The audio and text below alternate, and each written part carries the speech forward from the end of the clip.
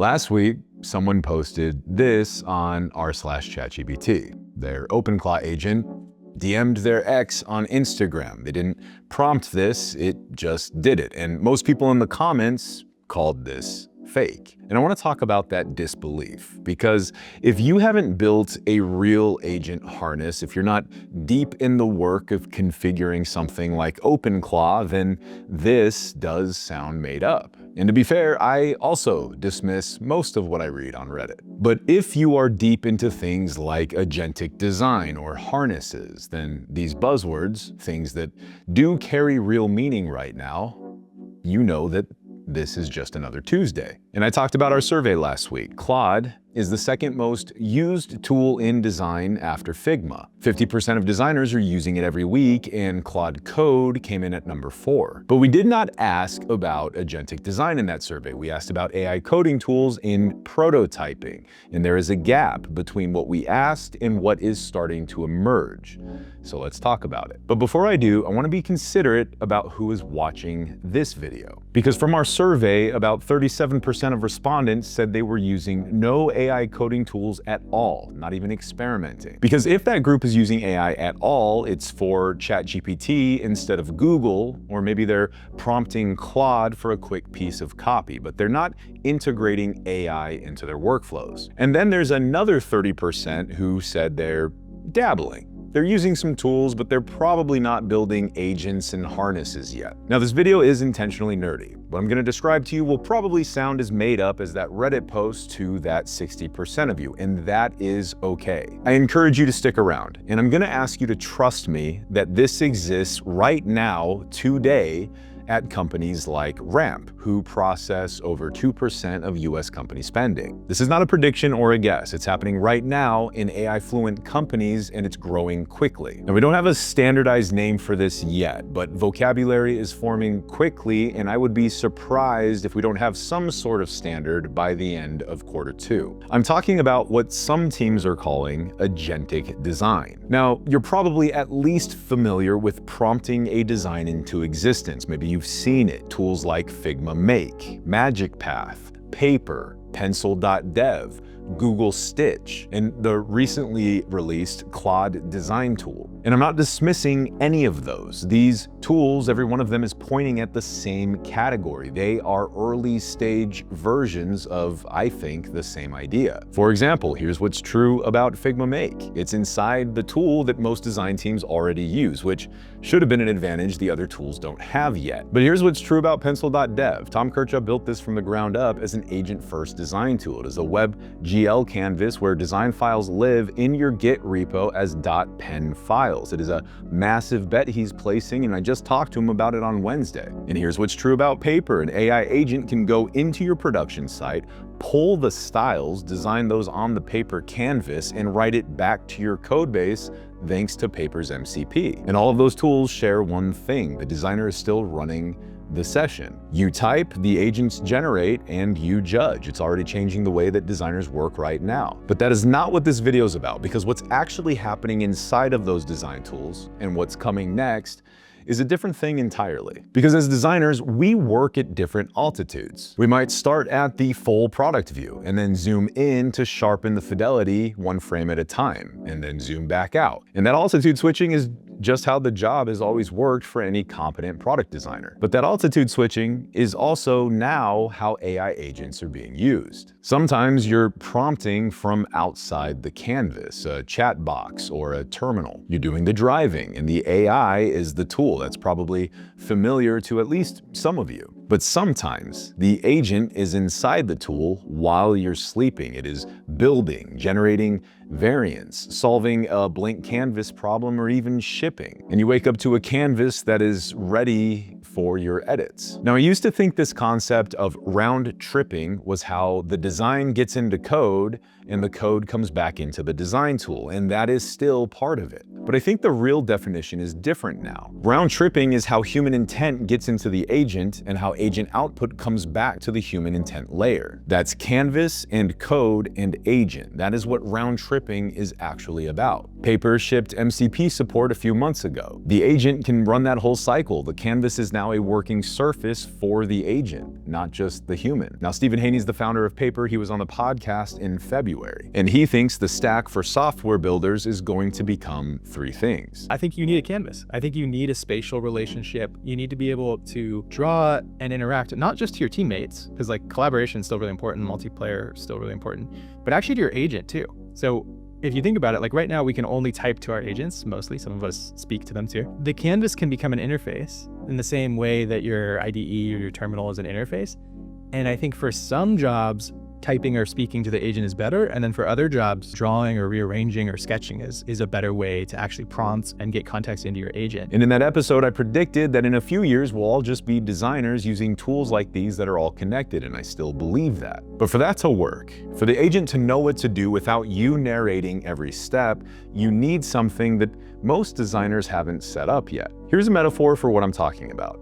Think about an airport. This is full of planes and runways, but without any sort of air traffic control. That's the system that knows where every plane is, who has priority, what the weather is, who has to wait on traffic. It is chaotic. The planes and the runway are necessary, but they are not sufficient enough for mass transportation to work well. An agent harness is air traffic control for your AI workflow. For example, first it carries context the model doesn't have. That's your design system, code bases, conventions, tickets, Slack. The model is stateless, but your harness is stateful. Second, it enforces governance that your model won't enforce on its own. That's things like brand guidelines, approval flows. The model generates, but the harness is a sort of gatekeeper. And third, it holds history. Model calls are single shot, but the harness makes today continuous with yesterday. I spoke with Simon Corey, the Senior Director of Product Design at Ramp, and he put it this way. So it's like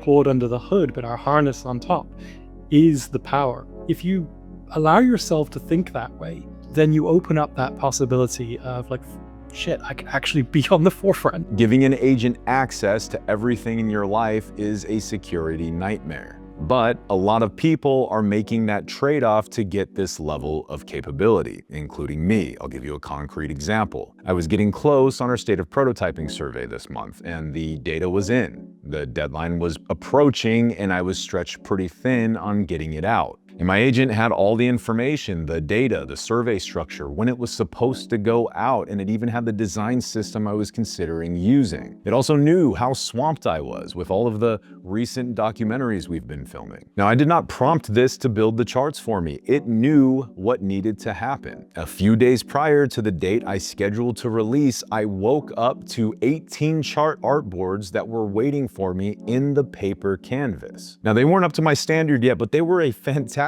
starting point. Now, Reddit wouldn't believe that. Maybe you don't either, but that is a great example of this harness working. That is the air traffic controller. We use the agents for pre-production and post-productions of our videos too. The researcher runs overnight, whether I'm prepping for a podcast or getting ready to write our Friday videos. This agent has become a genuine partner to me on set. Now, what makes this work are a few components, like the knowledge base I created in Obsidian, or this search layer called QMD that indexes absolutely everything we come across. It also has completely ungated access to literally every part of my life, from the conversations I'm having to the apps I'm using. And when I sit down to work, it already knows what I was doing yesterday. Now, getting this to work is not easy. And when I describe this to someone, the first question I always get is, how is this any different from a project space in Claude? And my answer is in the examples I just shared. It's that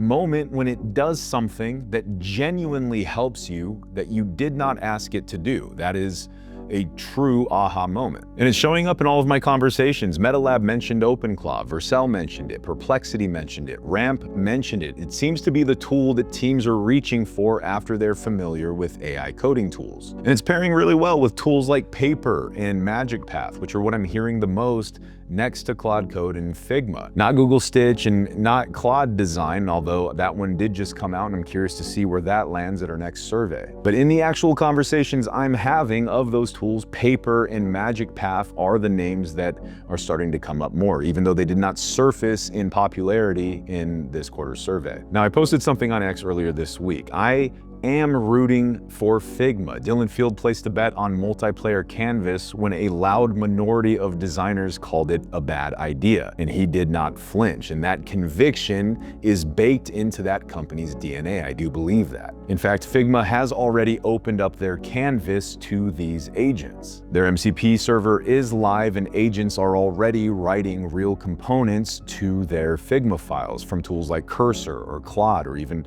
OpenClaw without opening Figma at all if you don't need to. And the question is whether that stays a feature layer or evolves into an air traffic control harness that orchestrates all sorts of product context. And there are companies that are already building that context collection piece that I think Figma needs, like InFlight, founded by Rid and Kyle Barber, which is capturing what's happening in design workflows and feeding it back to where the decisions are getting made. That is an entire layer. And actually, speaking of Rid, we are co-hosting our annual after party at Figma's conference this summer. We call it Detach. It's myself, Rid, Jesse Showalter, and Ioana Telenu. If you're heading to Config, you do not want to miss this. It is all the who's who. We party, we have a good time. The early bird prices are available now. Link is in the description. Now, if I were Rid, and I've said this to him, I would start thinking seriously about building the agent runtime for the design context layer. Full stop. I'm talking feedback, linear tasks, design specs, code, a layer that can move abstract design intent between any tool, between a canvas and an agent. Because if I'm Figma, that is the layer I am looking to build or acquire, and I think that's coming. And not eventually. I do think we're gonna start to see a consolidation of all of these new design tools by the second half of this year. If we get to Q4 and no significant design acquisition has happened, I will be surprised. And maybe this will be called a headless design tool. And when I say that, I'm referring to a design process that no longer requires a designer continuously in the canvas for every step. And I am not saying that designers will stop designing with intention and judgment. The canvas still exists and human authored design still happens. But the agent is also an operator, selecting components, applying tokens, generating variations, while the designer works at a different altitude, sometimes orchestrating and sometimes playing the instrument. It is the same idea to headless content management systems, where the content layer still exists, it is still structured, and it is still managed, but it is decoupled from the presentation layer. Headless design just decouples design operations from a designer's continuous presence in a dedicated tool. In fact, I will go on record and we will revisit this in 18 months. I will still be here. A major design team will ship a product where more than half of the canvas frames were designed by an agent. I'm not talking about vibe coding. I'm talking about agentic canvas work that progressed through production, and it won't look like slop. And I don't think this will be some miserable existence of design. I think it will actually make us happier with the parts of our work that we keep our hands in. There's no more spending time on yet another data table, and instead we get to focus on things like joy and removing other friction from the product, things that we used to have to fight for. And our state of prototyping survey already points in that direction. Satisfaction with AI coding tools for prototyping is up across the board, and it is higher than those who aren't using AI. And if that continues, that satisfaction score will likely jump again next quarter, once harnesses become more accessible and designers start finding use cases they didn't know to look for. Now, I believe this is the best time in history to be a designer, and not because AI tools are doing the work, but because I believe they're finally catching up to supporting good design thinking. Supporting, not replacing. Listen, this video is going to sound like a bunch of buzzwordy bullshit to a lot of you, and I get that. So next week, I am going all the way in on design harnesses at a practical level. What they actually are, how to build one, and what's in mind. That's what's coming next. Stay tuned.